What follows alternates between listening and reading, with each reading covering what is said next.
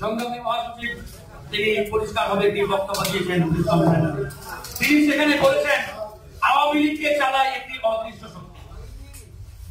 এই অদৃশ্য শক্তি শব্দটি ব্যবহার করে আওয়ামী লীগের সাধারণ সম্পাদক ওবায়দুল কাদের সুযোগ এবং ফায়দা রয়েছেন।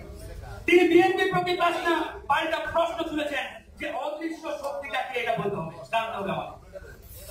আমরা এই জন্য বিএনপির প্রতি আহ্বান জানাবো, বাংলাদেশে এই মুহূর্তে সব জায়গায় বড় রাজনৈতিক দল রাজপথের যারা লিডিং দিচ্ছেন তাদেরকে সবসময় পরিষ্কার বক্তব্য দিতে হবে।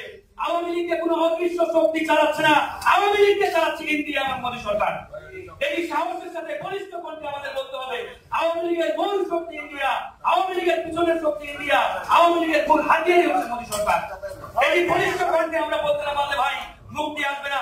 আমি আবারও বলছি, ইন্ডিয়ার সংবিধানে, মোদী সরকারের সংবিধানে আওয়ামী লীগ ছাড়া অন্য কোনো দল নেই। যদি বিএনপি কিংবা জামাত ইসলাম কিংবা অন্য কোন দল মনে করে যে আমরা ইন্ডিয়াকে খুশি করে কিংবা ইন্ডিয়া আমাদের ক্ষমতায় বসাবে, এটা কি আমাদের আগে সম্ভব হবে বলে আমার মনে হয় না। এই জন্য আমাদের পরিষ্কার থাকতে হবে। এখানে রণাঙ্গনের বীর মুক্তিযোদ্ধা আব্দুল সালাম ভাই আছেন। আব্দুল সালাম ভাই 1971 সালে যুদ্ধ করে এই দেশকে মুক্ত করেছেন, স্বাধীন করেছেন। আজকে সেই স্বাধীন সার্বভৌম বাংলাদেশের সার্বভৌমত্ব কতটুকু আমাদের আছে, এটি কিন্তু একটি বড় প্রশ্নের বিষয়। প্রিয় বন্ধুগণ, আজকে এখানে বক্তারা বক্তব্য রাখবেন।